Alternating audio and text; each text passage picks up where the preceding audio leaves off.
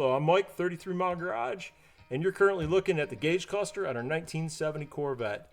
Today we're going to remove the stock gauges and replace them with these nice Autometer gauges. The cool thing about this project, we're going to retain the stock mounting locations. We're even going to keep the stock lens in here. We're not going to do any damage to this. We're going to completely pull it apart. So if you ever wanted to go back to the stock gauge configuration, it'd be easy for you to do that. The thing that's going to happen is we are going to avoid the warranty on these gauges because I'm going to pop the rings off of them, and I'm also going to pull the glass out of them so we can use the current stock lens. That's the bad thing about them. Well, it's not really a bad thing because it's really cool. It doesn't hurt the gauges or anything, just voids your warranty. So no big deal there. So I'll walk you through on how I remove the dash panel the easiest way that I know how, and then I'll also show you some basic wiring tips that I use while hooking these up, how I grab the power for the fuel, the lights, and everything else. So I'll walk you through all of that. So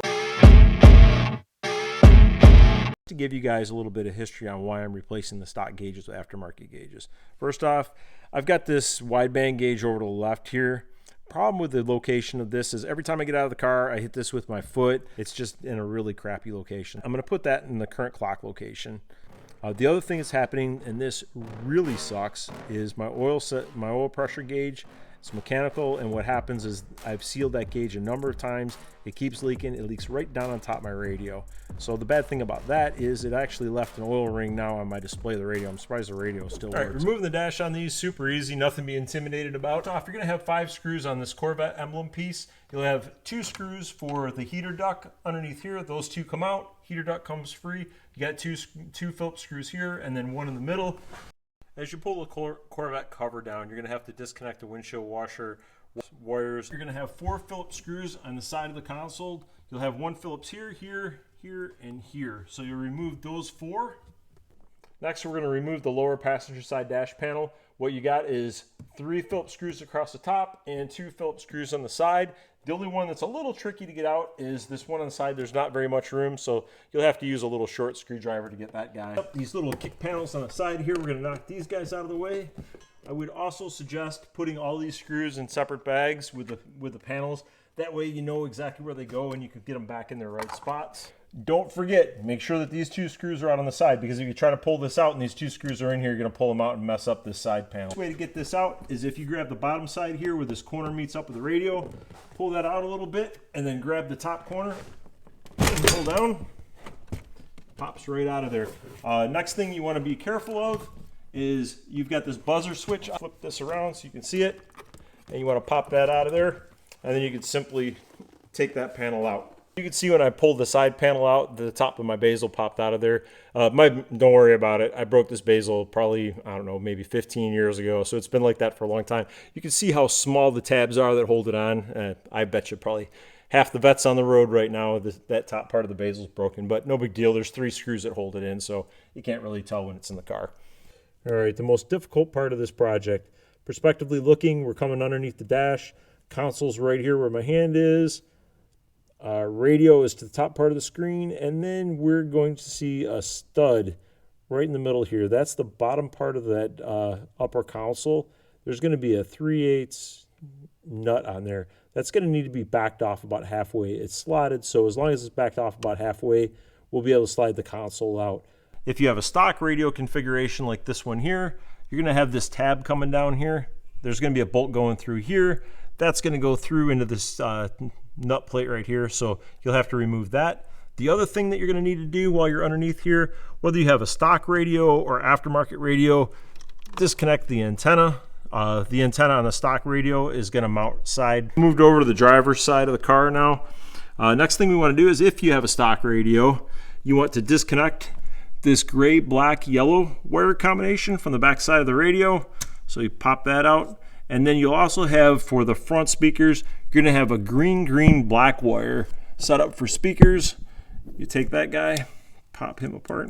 That was easy one-handed. Next up, don't skip this step either. We're going to take some tape. We are going to tape up in front of the console. We're going to put 5 or 6 pieces of tape across the top of here. What we don't want to happen is when we lift this console out, there's 2 studs on the bottom. They're sharp, and they're going to scratch all this stuff up. I like the patina, like around the seatbelt button and stuff like that. I'm fine with that type of stuff wearing. What I don't like is just being careless and scratching up my center console for no reason. And I guarantee those studs will scratch. Now we're going to go ahead and lift the center console up. We're going to leave the radio tied in here. The radio does not have to be removed from here. It's easier just to take in my opinion, it's easier just to take the radio out with it. Stock radio is a little bit more difficult, but aftermarket radio will pop right out of here. So what we're going to do is we're just going to lift this up. We're not going to pull it too far out because there's a lot of wires that are going to be pretty tight on the back. Take a look at the back side.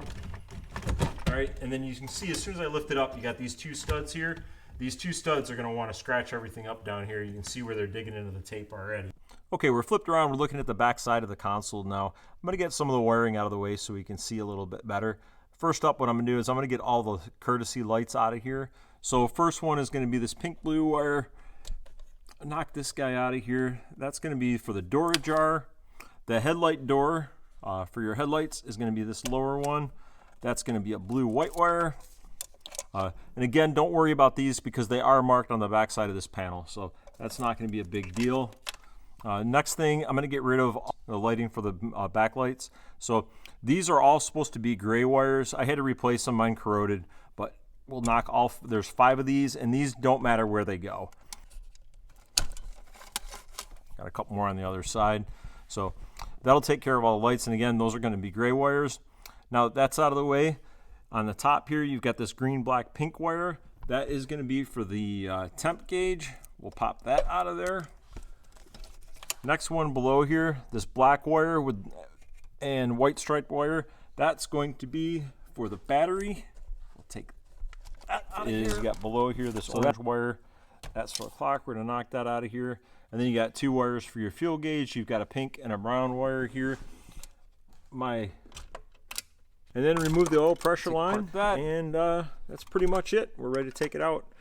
Put a rag or a towel underneath here because it is going to drip a little bit of oil when you remove this. So you want to be careful with that. You don't want that leaking down in your radio and causing more problems. My radio's been saturated with oil so many times. That's it. That's the last thing, and the center gauge cluster is free to come out. All right, now we got the cluster out of the car. What I'm going to do is I'm going to flip around the back side of this. And I did mark everything up just so you have a reference of what we're going to be taking apart. It will all come apart really easy, and it's not that complicated. Don't worry about anything flying out of it or anything like that. It's not a big deal at all. So those were the 2 screws for the clock. Carefully lift that out because there's going to be this long, get you a good view of it, for your reset. So you want to be really careful you don't mess that up taking it out. So, all right, that's your clock. It's out of the way. And then the next thing, the total gauge cluster, we're just going to take out 4 1/4-inch screws. They're going to be 2 along the top here. We've got 2 along the bottom. This guy. Get these guys out of here. Gauge cluster. If yours has been sealed up for a while, you may have to pry on it just a little bit, but mine's separated right now. So the gauge cluster comes out, and this is what you got. All right, the next thing we're going to do is from the front side, you can push on the back of this. These will be sealed up a little bit, and you're going to remove the housing. We're going to wind up reusing this for our new gauges. So we'll set that aside there and clean that up. And then lastly is going to be your lens that'll pop out. So you do want to be really careful with this. We thought about a couple different ways to mount these. One of them was going through these holes. The gauges don't fit in the current holes, so that's not going to work. And I don't want to modify this black piece in any way. I want to keep that in stock format. Put the gauges to the back side of this surround. You can see what happens. It's got a chrome ring or a gray ring around it. I really don't like that look. The other thing that'll happen is this gauge currently has a glass in it. I'm going to put that in the surround. And then over the top of the surround is going to have this lens. And I don't like looking through 2 lenses. I think there's too much glare, so I don't want to do that. My plan's going to be is I'm going to take the gauges and I'm going to remove this gray ring around it, and I'm going to take the glass out of it. That way I can mount the gauge flush to the back side of here. Now here's where the project starts to get a little bit interesting. I don't want to use this chrome ring around here, and I don't want the lens. What I'm going to do is I'm going to come underneath and I'm going to start working my way around and prying this ring off. Just slowly getting my screwdriver underneath here and slowly working my way all the way around, prying this ring up. Unfortunately, this is definitely going to void your warranty, but when it's done. So it's a pretty cool look. A little bit of a risky maneuver, but it's totally worth it. It looks really good when it's done. Keep working your way around, prying them up. So now I got this one pried up. All right, so this one, when I pried it up, it took the ring with it. There's your gauge, but what you want to do is you want to come back and take this black ring. When we get them in here, what's going to happen is they're going to fit flush right on the back side of there. You can see it's a nice factory finished look. It also has the same depth as the stock gauges, which is going to be really, really a nice look inside the car. We're going to have to come up with a mounting solution to mount these guys. And what my plan is I've got a piece of 062 or 1.6 mil material that I'm going to use. If you want to use a piece of steel, you can even use plastic if you wanted to. Don't use plexiglass. I think plexiglass is going to be a little bit too brittle. I did put some ink on top of it just so you guys can see the line, and simply just trace it out. Make sure you get the little notches in here. Those are going to be important. Just take your scriber, put a quick line around them. I put these 4 3/16 inch holes in. Those are for my mounting locations, and I'm just finding the centers. I'm not doing anything special with the mill. I'm just using it just pretty much like a drill.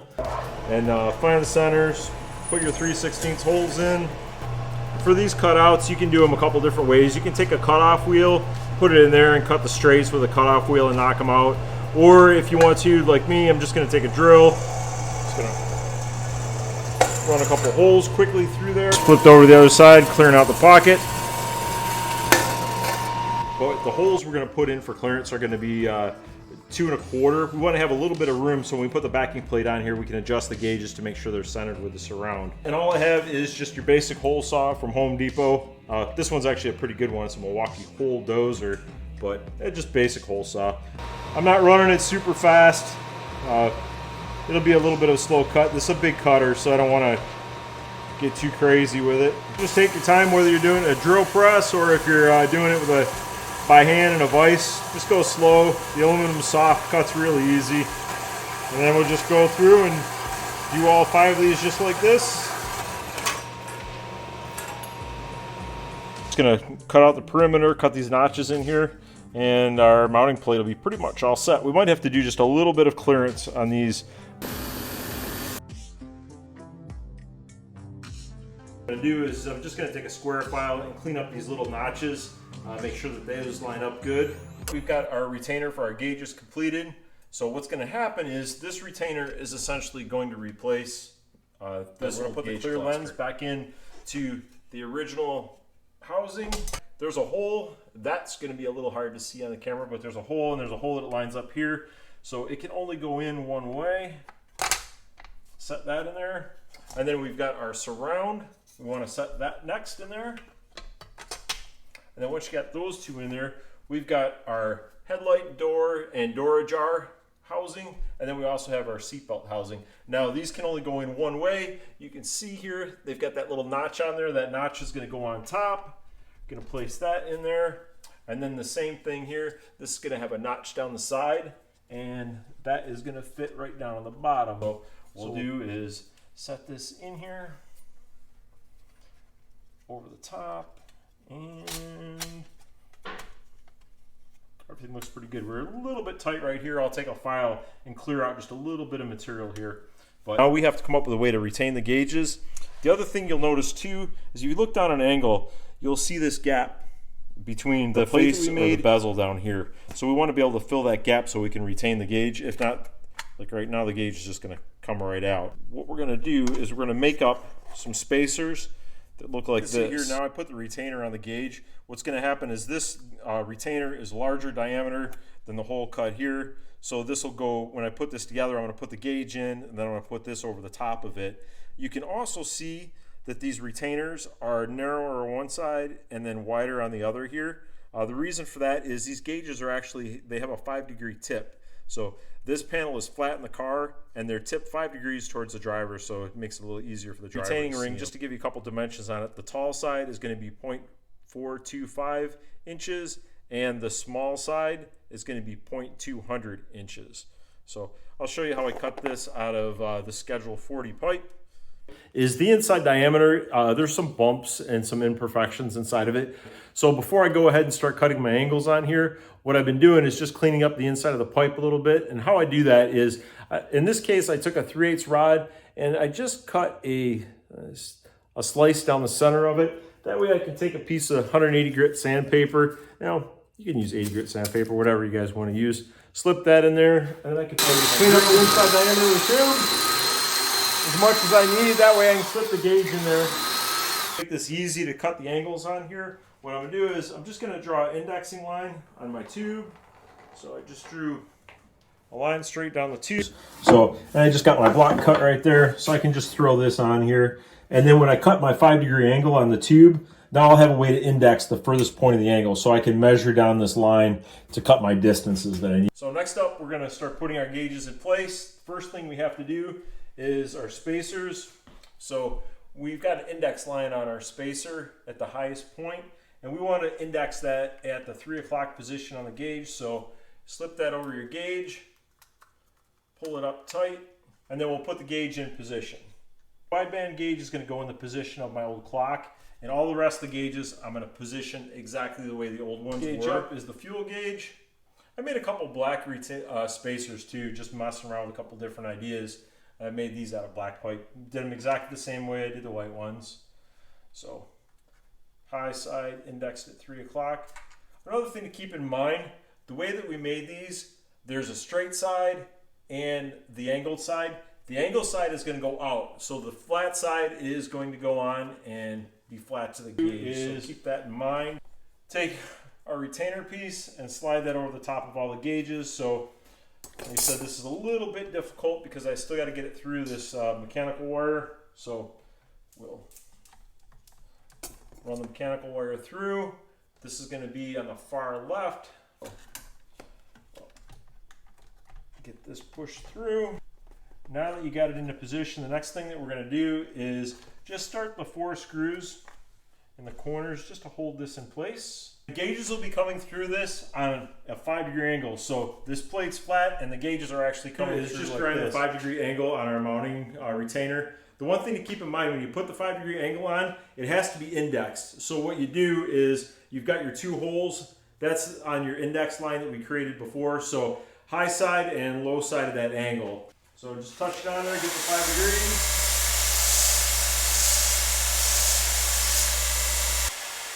The retainer will grind really easy, so no big deal. So we got the 5 degrees. The hanging piece, the high side is going to go to the right-hand side. So what we'll do is we'll slip that over carefully. Get the retainer in, and then we'll start the nuts on. And what's going to happen is when we tighten these nuts up, it's going to draw the spacer up against the backside and retain it against this housing. You can see there that they look as far as factory, as close as you can get. It's a really nice clean look. You're using the factory lens. Everything's lined up, looks really good. Everything's retained from the backside. So the cool thing now, what you can do is snug these guys up, and you can remove the 4 screws for any service you need to do. Just take those 4 screws out. This whole thing comes out as a plate, just like this one now. And to use the door jar and the headlights lights. So I'm going to make a plate for that. And then the other thing too is if you want to use the seatbelt light, I'll show you. We have to make a little doghouse around here to hold the seatbelt light in place, and I'll show you how to do that. So I just laid a piece of glued up sheet metal. Actually, this is a piece of aluminum. I laid that behind the gauge cluster, and all I'm gonna do is just take a scribe my lines around it. I got my plate cut out that's gonna replace this area on our new gauge cluster. So what I have in the center, I've got this 2 5/8 holes, or these are 15.8 millimeter, 15.9 millimeter holes, and then I have 4 3/16 holes. 3 of these I transferred through. This one here I placed in a random spot. I'm going to use this one for a mounting location once I put this plate on. So those plastic pieces will go right through those 2 clearance holes so we don't break the tabs off.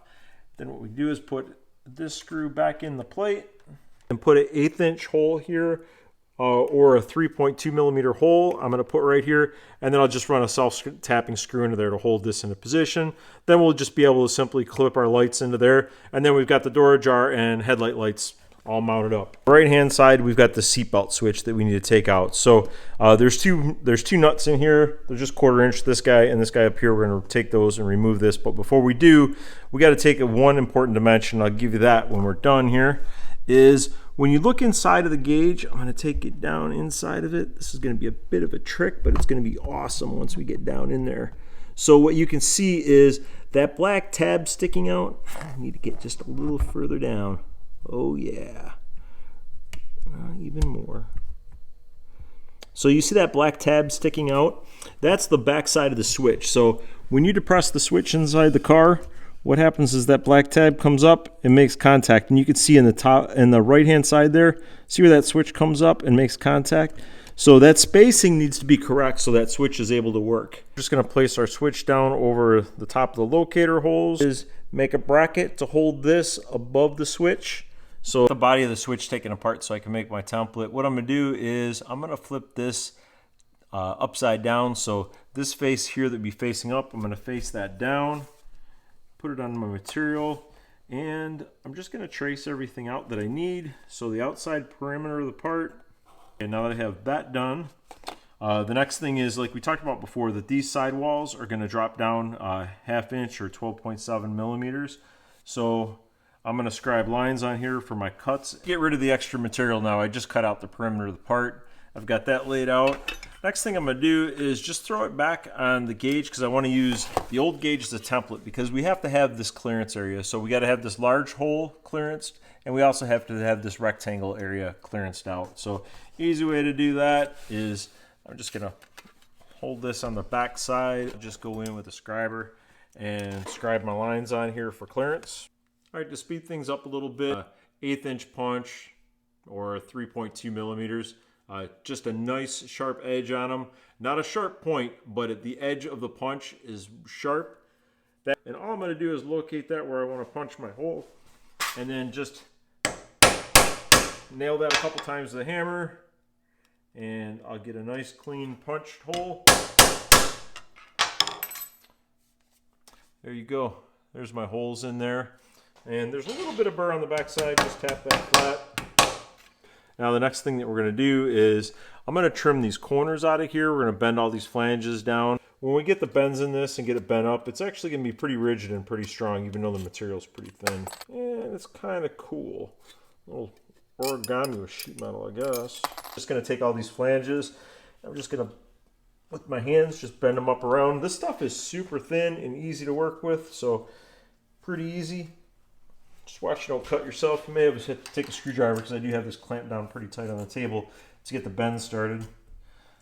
So you can get your fingers underneath it and work your way around. And I just get all 4 bends. The other one I got hanging off the back side of the table. The thing I'm going to do next is I'm going to bring these flanges back down the other way. So the height of this whole bracket is going to be 12.7 millimeters, 1/2 inch. So what I'll do is I'll just lay this block down next to it, and then I'll roll these flanges back over on top of this block. So that'll give me my flange height that I need. So I'll do that to both of these. So it makes it so easy to do this. And everything's going to be accurate, the right height. So pretty much that's it.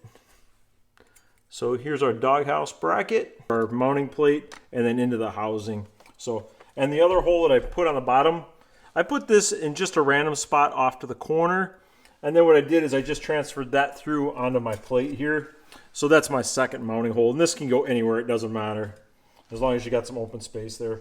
The next thing I want to do is put the bracket together. What I also did is I cut a little half moon in the bracket. Hopefully you can see that a little bit when I formed this over. That gave me a little bit more clearance here. So when I mount the gauge clearance is a little bit better. So you can see there. Now that we've got the seatbelt switch mounted onto our bracket, now we're going to go ahead and mount the bracket. Do is make sure you get this foam seal back in. That seals around the light bulb. So you put that just locates on those 2 holes. Get that in place, get the bracket on. To hold the seatbelt switch that you see on the left-hand side is we've got the little black button here. You can see that being depressed, and that's going to come across, and get the light the right way, and you can see the metal contact that it's going to hit and switch. So when you're done with your bracket, you got to make sure that this button has enough room to make contact with that switch, or not be too close and just knock the switch off its contact the whole time. Put some paper and I pulled the wires through and exposed them just to keep things nice and clean. That way we can look at exactly what color wires we want. We really need a total of 5 wires out of this whole cluster. It's going to be pretty straightforward. What we'll do is we'll do the fuel gauge first. I'm looking at the stock wires out of the car right now through with a small screwdriver, and this isn't the easiest thing to do. It takes a little bit of work, but I went through and I pried the clips out of here, and I was able to take the connector off, so I can slip the wires back in and use the connector if I want to use the stock wiring harness and put this back to the stock gauges. So now that I expose these, we've got 2 wires. The pink one is going to be a hot wire with ignition on, and then the brown wire is a sending unit that goes to the fuel tank. So in order to check this to make sure that this is good, you should have 0 to 90 ohms. 0 is going to be empty tank, 90 ohms will be a full tank. So what you'll do just to check that is you'll grab your multimeter, just go to the ohms or the omega sign in the top here. We're just checking 0 to 90. So the lowest setting on mine is 200, so I set mine to 200 ohms. I also put the red connector in the omega sign and the black connectors in the ground. So take your black connection, ground that to your body anywhere you want, and then you take your connection, connect that to the brown wire, connect to the brown wire. You can see there we've got 35.5-ish ohms, so approximately a third of a tank, 0 to 90. Plug for the new fuel gauge, and there's only 4 wires that we're going to need. The first one we're going to need is the red wire, which the red wire is going to be hot wire from ignition on.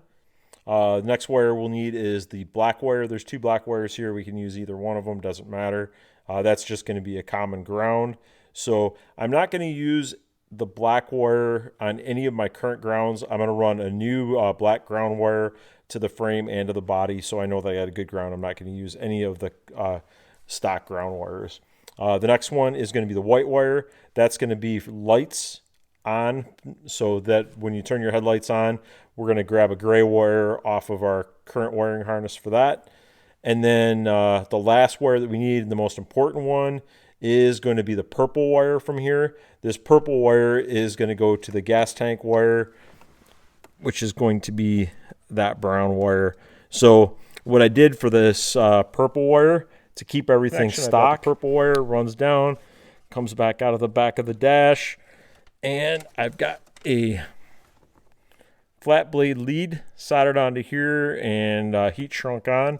So what I'll do is I can just simply plug that into my brown wire connector, and I keep everything stock. And then what I'll do is I'll take this heat wrap stuff, I'll slide that back over it, I'll shrink that up, and that'll make for a great connection. And then later on, if I want to undo this, I can simply just take that, take the heat shrink, next few heat wrap connections off. we Need is the white wire. The white wire is going to be for your lights. So we're going to grab all these gray wires were for the lights.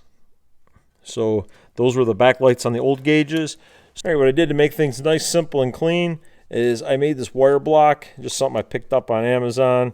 It worked out really well. What I did is just soldered my connections on here, shrink wrap my wires.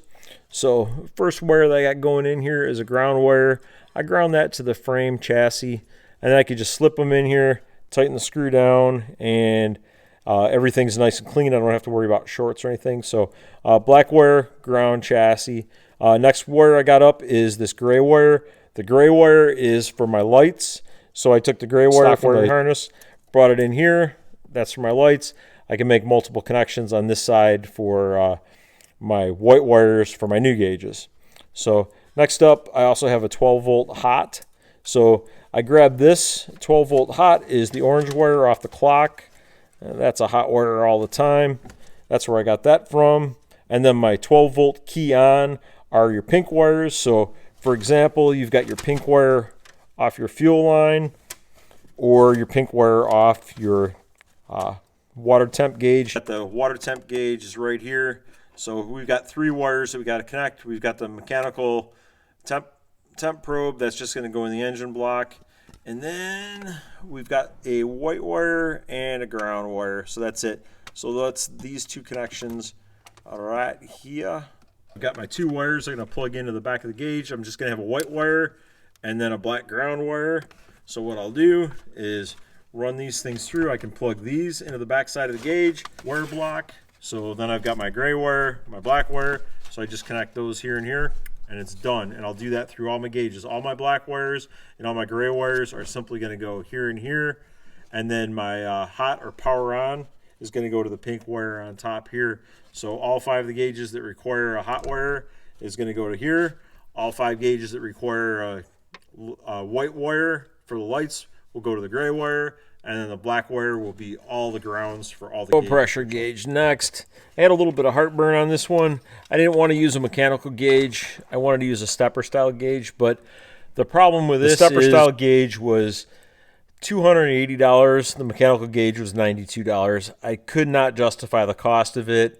However, I did not want to use a mechanical gauge because my radio sits right down underneath it. Fittings right here, they have a tendency to leak down on the radio. So to alleviate using an AN4 type fitting, stainless line. I mean, this thing's massive. It's a good quality piece. Coming out of the gauge, I've got 1/8 inch pipe hits this 90 degree to 1/8 inch, and then switches over to this 4 AN. And then I use the AN style fittings until I got to the engine block. The engine block, I've got 1/8 inch pipe thread again, and then another AN fitting just like this, AN4 fitting just like that going into the engine block.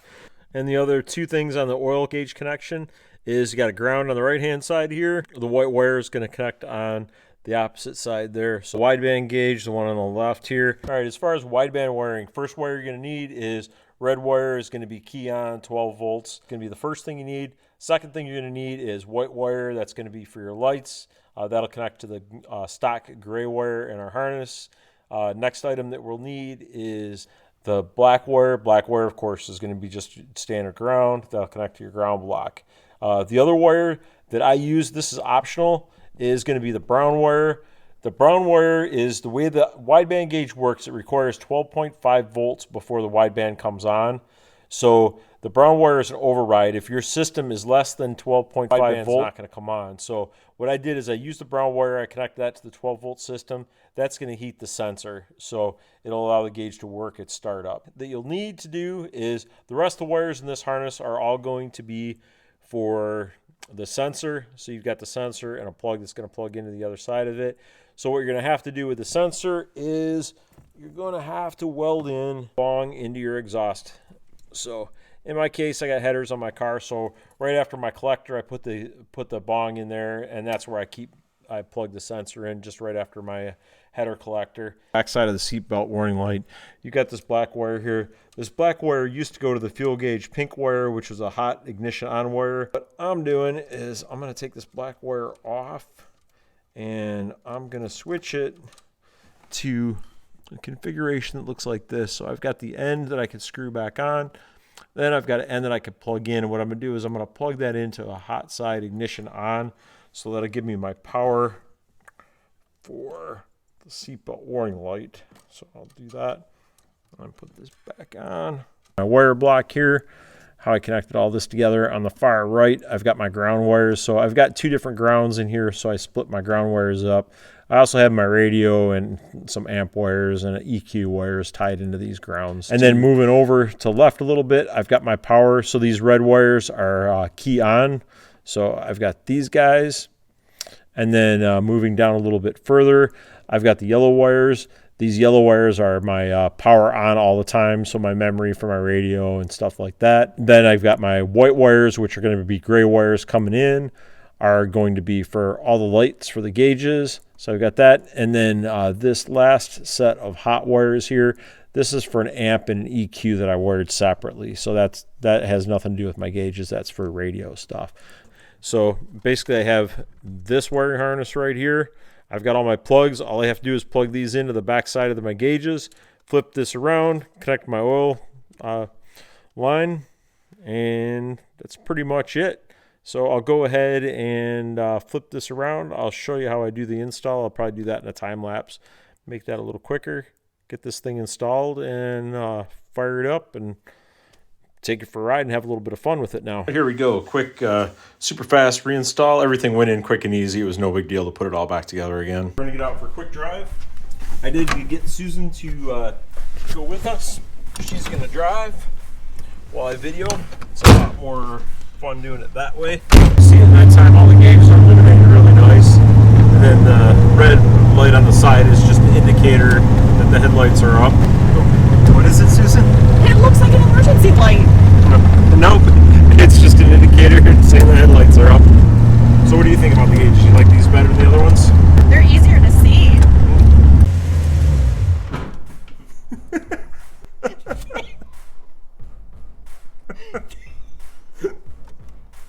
Thanks for watching 33 Mile Garage, and I really do know how to drive a stick shift. Apparently that's right. I just want to take a minute and thank everyone who's been subscribing to the channel, giving the thumbs up and liking the channel, and also commenting on the channel. There's been some great comments, people telling me about their cars on the comment section, which has been really cool. And I also got some really great compliments on there, so I appreciate that. I'm just a normal dude trying to make some videos and screwing around, so I really appreciate that.